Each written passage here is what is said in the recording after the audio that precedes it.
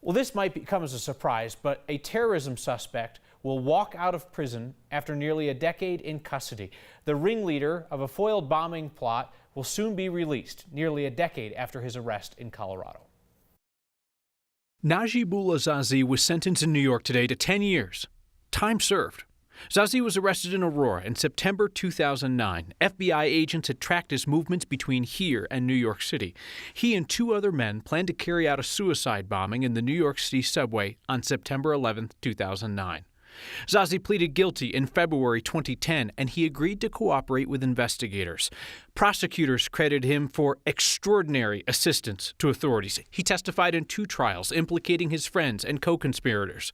And in 2015, he testified against an al-Qaida operative. His lawyer thinks he'll be released within the week. Zazi is a naturalized U.S. citizen, and you cannot be stripped of your naturalization for anything other than things that you did before you became a citizen, crimes, or if you lied to become a citizen. So that means that Najibullah Zazi, convicted terrorist and American, will be free to resume his life somewhere in the U.S. if he so chooses.